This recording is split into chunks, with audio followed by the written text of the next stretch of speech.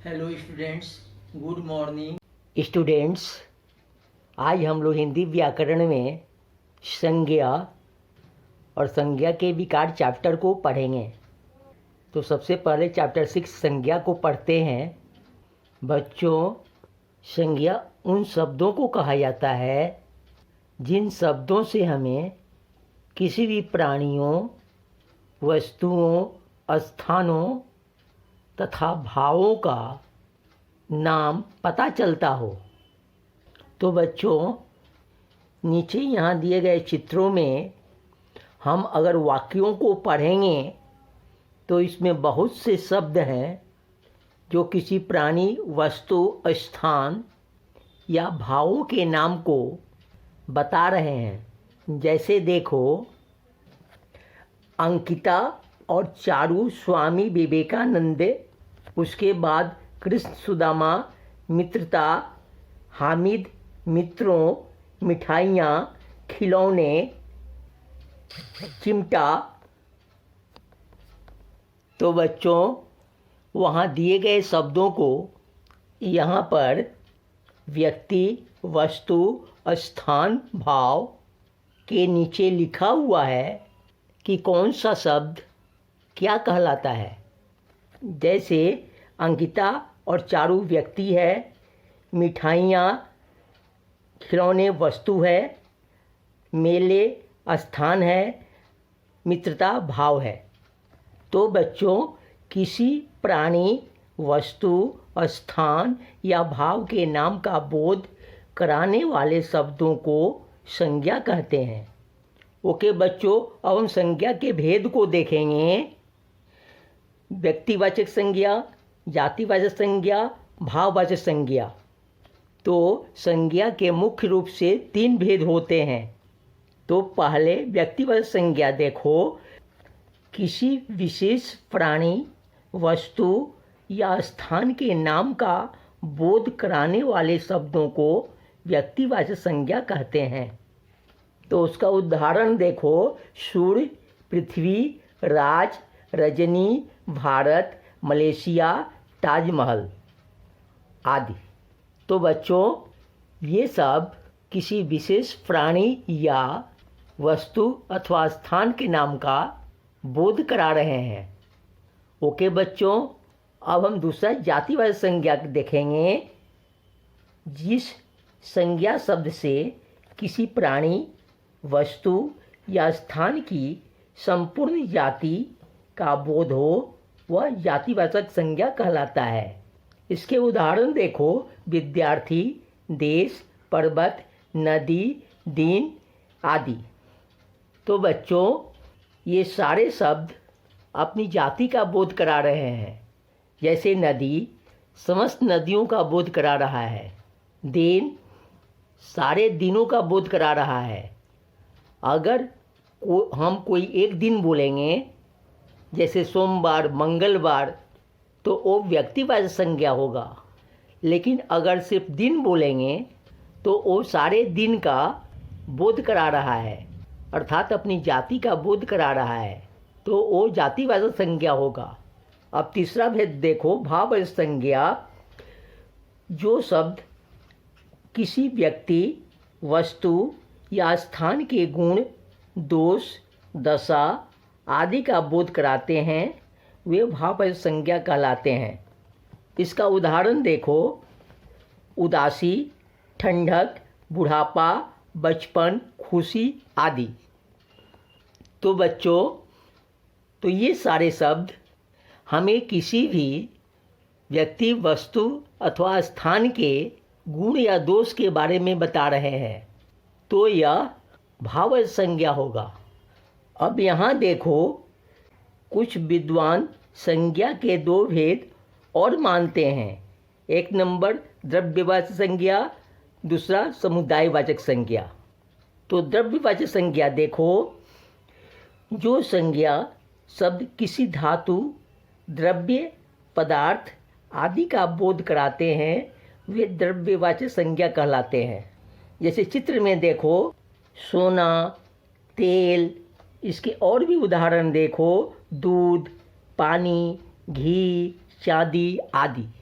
तो बच्चों ये सब हमें किसी धातु या द्रव्य का बोध करा रहे हैं, तो ये द्रव्यवाचक संज्ञा है। अब समुदायवाचक संज्ञा देखो। जिन संज्ञा शब्दों से किसी प्राणी या वस्तु आदि के समूह या समुदाय का बोध होता है वे समुदायवाचक संज्ञा कहलाते हैं। जैसे जनता, जुलूस, सभा, सेना आदि। तो बच्चों यहाँ पर ग्रुप की बात हो रही हो अथवा जिन शब्दों से भीड़ या झुंड का पता चलता हो उसे हम समुदायवाचक संज्ञा कहते हैं। तो ठीक है बच्चों, ये आपका संज्ञा का चैप्टर था। अब हमें विभिन्न शब्दों से भाववाचक संज्ञा बनाना आना चाहिए, तो उसको हम एक बार पढ़ते हैं। तो बच्चों भाववाचक संज्ञा बनाने के लिए अलग अलग तरीके हैं। हम जातिवाचक संज्ञा से भाववाचक संज्ञा बना सकते हैं, सर्वनाम शब्दों से भाववाचक संज्ञा बना सकते हैं, विशेषण और क्रिया शब्दों से भी भाववाचक संज्ञा बना सकते हैं। जैसे यहाँ देखो, बच्चा जातिवाचक संज्ञा है जिसका भाववाचक संज्ञा बचपन होगा। पुरुष जातिवाचक संज्ञा है जिसका भाववाचक संज्ञा पुरुषत्व होगा। शिशु जातिवाचक संज्ञा है जिसका भाववाचक संज्ञा शैशव होगा। सेवक जातिवाचक संज्ञा है जिसका भाववाचक संज्ञा सेवा होगा। देव जातिवाचक संज्ञा है जिसका भाववाचक संज्ञा देवत्व होगा। अब सर्वनाम शब्दों से देखो, मम सर्वनाम शब्द है जिसका भाववाचक संज्ञा ममता या ममत्व होगा। पराया सर्वनाम है जिसका भाववाचक संज्ञा परायापन होगा।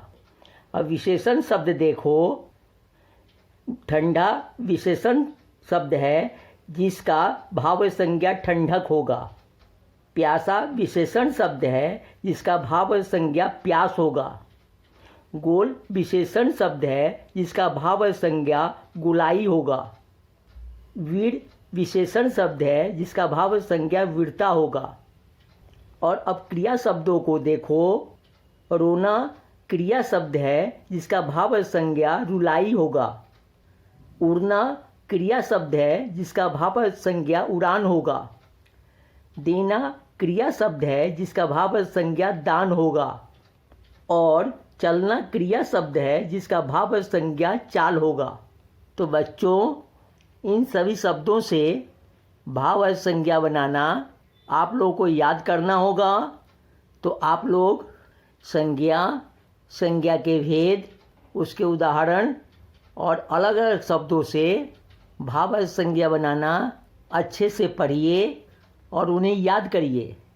ठीक है बच्चों, ये चैप्टर हमारा संज्ञा का था। अब नेक्स्ट चैप्टर संज्ञा के विकार हैं। तो बच्चों चैप्टर 7 में आपका संज्ञा के विकार हैं।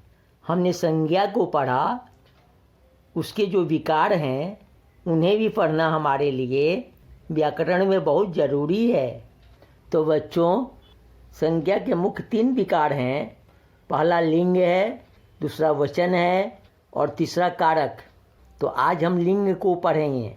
तो बच्चों लिंग ऐसे शब्द हैं जिनके कारण संज्ञा में विकार अर्थात परिवर्तन आ जाता है। तो चलो सबसे पहले लिंग का डेफिनेशन पढ़ते हैं। शब्द के जिस रूप से स्त्री जाति या पुरुष जाति का बोध हो वह लिंग कहलाता है। तो बच्चों जिन शब्दों से हमें स्त्री जाति या पुरुष जाति का पता चलता है उन शब्दों को हम लिंग कहते हैं।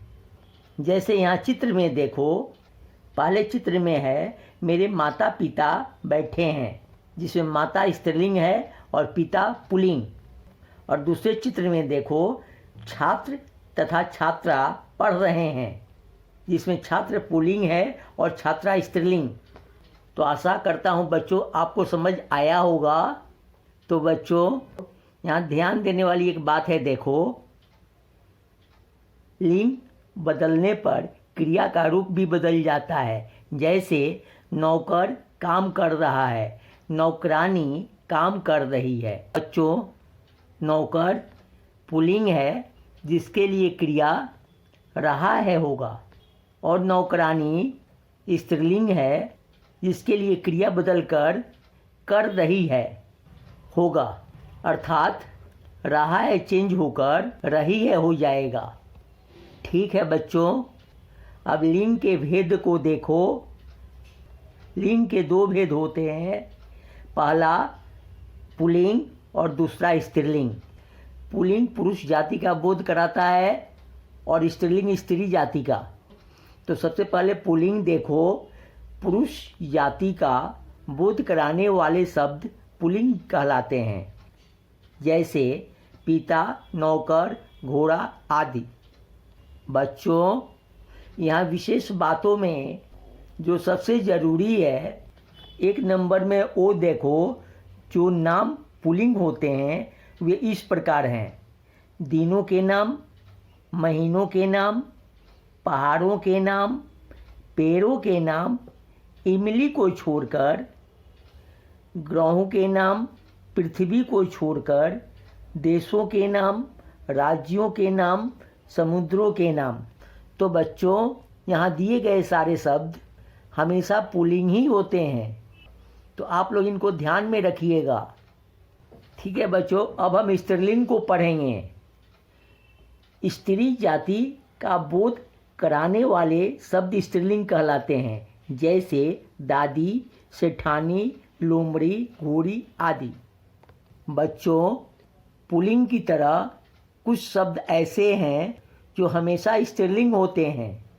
तो यहाँ देखो, भाषा के नाम, नदियों के नाम, तिथियों के नाम, कोमल भावों के नाम, दया, करुणा, ममता, शक्ति सूचक नाम, पुलिस, सेना, समिति, बोलियों के नाम, लिपियों के नाम, देवनागरी, फारसी। ये शब्द हमेशा स्त्रीलिंग ही होते हैं। ओके बच्चों, तो ये आपके लिंग और उनके भेद थे। अब हम लिंग बदलने के कुछ नियम देखेंगे, अर्थात स्त्रीलिंग से पुल्लिंग या पुल्लिंग से स्त्रीलिंग कैसे किया जाता है। तो यहाँ नीचे कुछ शब्द दिए हुए हैं, आप लोगों को उनको याद करना है। जैसे कुछ शब्द आ या बड़ी ई लगाकर लिंग परिवर्तन किया जाता है, जैसे सूत का स्त्रीलिंग होगा सूता, आचार्य का स्त्रीलिंग होगा आचार्या, कटोरा का स्त्रीलिंग होगा कटोरी। कुछ शब्द या नी लगाकर किया जाता है, जैसे बछड़ा का स्त्रीलिंग होगा बछिया, हंस का स्त्रीलिंग होगा हंसनी। कुछ शब्द इका तथा इन लगाकर किया जाता है, जैसे लेखक का स्त्रीलिंग होगा लेखिका, लुहार का स्त्रीलिंग होगा लुहारिन। कुछ शब्द मति तथा वति लगाकर किया जाता है, जैसे बुद्धिमान का स्त्रीलिंग होगा बुद्धिमती, गुणवान का स्त्रीलिंग होगा गुणवती। और बच्चों, कुछ संज्ञा शब्द ऐसे हैं जो इन नियमों के अनुसार नहीं बदले जाते। लिंग बदलने पर पूरी तरह बदल जाते हैं, जैसे भाई बहन, पिता का स्त्रीलिंग होगा माता, बैल का स्त्रीलिंग होगा गाय, ससुर का स्त्रीलिंग होगा सास। तो ठीक है बच्चों, अब आप लोग चैप्टर 6 का संज्ञा और चैप्टर 7 के संज्ञा के विकार में लिंग को अच्छे से पढ़िए और इनको याद करिए। नेक्स्ट क्लास में इन चैप्टर को कंटिन्यू करेंगे। Thank you.